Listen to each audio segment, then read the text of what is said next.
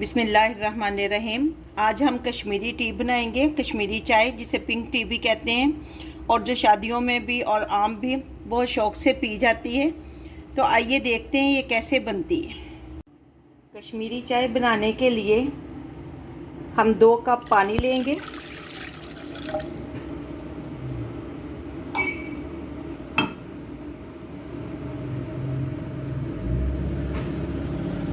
اور اس میں 1 پیس ہم دار چینی کا لیں گے، 3 لونگیں، 5 ہمارے پاس الائچیاں ہیں،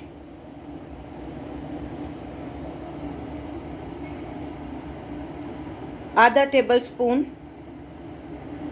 سونف ہے، اور 2 بادیان کے پھول ہیں۔ یہ ہم اس میں ایڈ کریں گے اور فلیم کو آن کریں گے۔ 3 بیگ جو ہیں یہ گرین ٹی کے ہم ڈالیں گے۔ اگر آپ کے پاس بیگز نہیں تو آپ نے 2 ٹیبل سپون گرین ٹی ڈالنی ہے اس میں، اور اس کو اچھی طرح پکنے دینا ہے اس وقت تک جب تک پانی آدھا نہ ہو جائے۔ اب دیکھیں کتنا پیارا کلر آ گیا ہے۔ تھوڑا سا کلر ہم ایڈ کر دیں گے، بالکل تھوڑا سا۔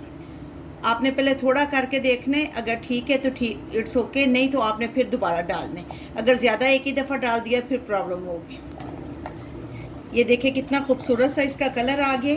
اب فلیم کو ہم کریں گے بند، اور اس کو ہم چھان کر سائڈ پہ کر لیں گے۔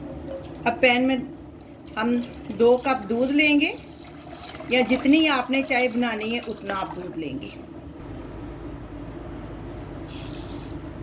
ہم نے 2 ٹیبل سپون چینی ڈالی ہے۔ آپ اپنے ٹیسٹ کے حساب سے چینی ڈال لیں، کم کر لیں، زیادہ کر لیں، یا بالکل نہ ڈالیں، یہ آپ پہ ڈیپینڈ کرتا ہے۔ جب دودھ بوائل ہو تو اس کو اچھی طرح پھینٹیں تاکہ اس میں ایئر جو ہے وہ ایبزارب ہو جائے اور یہ فلفی سا ہو جائے۔ 2 ٹیبل سپون کریم ڈال لیں، اس سے ٹیسٹ بہت اچھا ہو جاتا ہے دودھ کا،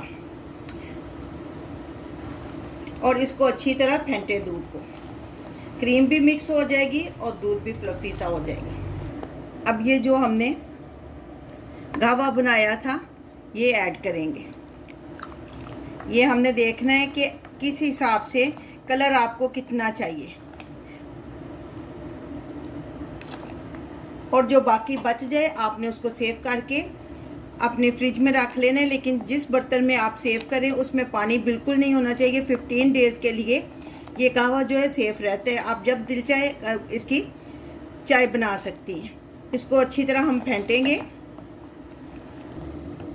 یہ دیکھیں جی ٹی بن کر ہماری تیار ہے۔ فلیم کو اب ہم نے بند کر دیے اور اس کو کپ میں نکالتے ہیں۔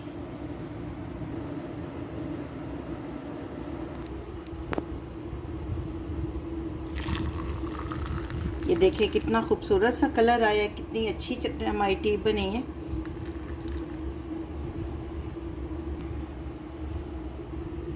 آپ چاہیں تو بادام پستے اس طرح کاٹ لیں، چاہیں تو ان کا پاؤڈر بنا لیں۔ شادیوں میں پاؤڈر بنا لیتے ہیں، اور جب ہم بازار میں لینے جاتے ہیں تو وہ اس طرح کٹے ہوئے ہوتے ہیں۔